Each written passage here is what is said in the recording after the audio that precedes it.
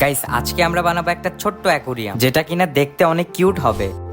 সেজন্য প্রথমে আমার হাতে যে বোতলটি দেখতে পাচ্ছ, এই বোতলটি দিয়েই মূলত আজকে আমি অ্যাকুরিয়ামটা বানাবো। আপাতত গাইস বোতলটির ভিতর মাছের খাবার রাখা ছিল, তো এখন আমি বোতলটিকে খালি করে পরিষ্কার করার কাজ শুরু করে দিব। প্রথমে ভালো করে পানি দিয়ে ভিজিয়ে নিলাম, তারপরে একটা পুরাতন ব্রাশের সাথে সাবান লাগিয়ে বোতলটার চারপাশে ভালোভাবে পরিষ্কার করে নিচ্ছি। বোতলটার ভিতরে বাইরে দুই সাইডে ভালো করে পরিষ্কার করে নিচ্ছি, যাতে করে মাছটাকে একদম স্পষ্ট দেখা যায়। বোতলটিকে ঘষা মাজা করা শেষ, এবার বোতলটিকে ভালো করে পানি দিয়ে ধুয়ে নিতে হবে। সেজন্য আমি আগে থেকে জগে করে পানি এনে রেখেছিলাম এই জায়গায়। বেশ অনেকক্ষণ যাবত বোতলটিকে ধোয়ার পরে বোতলটি একদম কাচের মতো পরিষ্কার হয়ে গেছে। পরে বুঝলাম এটা তো কাচেরই বোতল। এবার এই বোতলটির ভিতর কিছু সাদা কালো পাথর অ্যাড করব। সেজন্য আমার পুরাতন ছোট্ট অ্যাকোরিয়ামের ভিতর থেকে কিছু সাদা কালো পাথর নিয়ে নেই। তারপরে ওই পাথরগুলোকে এই ছোট্ট কিউট বোতলের ভিতরে ঢুকিয়ে দেই। এগুলো করার সময় জিনিসটা অনেক স্যাটিসফাইং লাগছিল গাইস। তারপর আমরা আমাদের এই ছোট্ট অ্যাকোরিয়ামের ভিতরে কিছু ঔষধ দিব, যাতে করে মাছের কোনো অসুবিধা না হয়, মাছ এর ভিতরে একদম সুস্থ থাকতে পারে। তো গাইস ঔষধ ঢালা কমপ্লিট। এবার আমি আমার ছোট্ট অ্যাকোরিয়াম থেকে একটা ছোট্ট কালো রঙের মাছ নিয়ে নিব।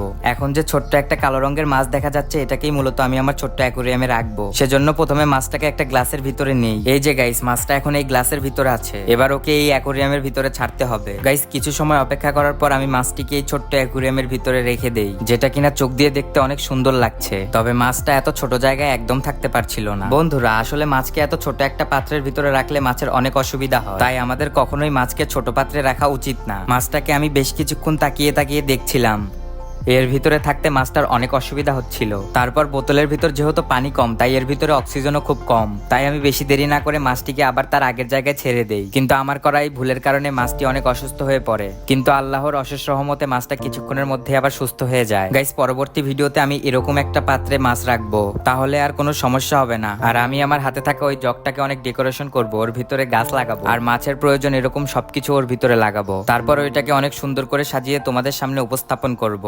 তো গাইস সেটি দেখার জন্য তোমরা এই ভিডিওটিতে একটি লাইক করে চ্যানেলটিকে সাবস্ক্রাইব করে কমেন্টে লিখে দাও পার্ট 2। আমি কিন্তু গাইস খুব শীঘ্রই এটা করতে যাচ্ছি, তাই তোমরা আমাকে সাবস্ক্রাইব করে দিয়ে আমার পাশেই থাকো। তো গাইস আজকের মতো এতটুকুই। দেখা হচ্ছে আপনাদের সাথে নতুন কোনো দিন নতুন কোনো ভিডিওতে। ততক্ষণের জন্য ভালো থাকুন, সুস্থ থাকুন, বিদায়, আল্লাহ হাফেজ।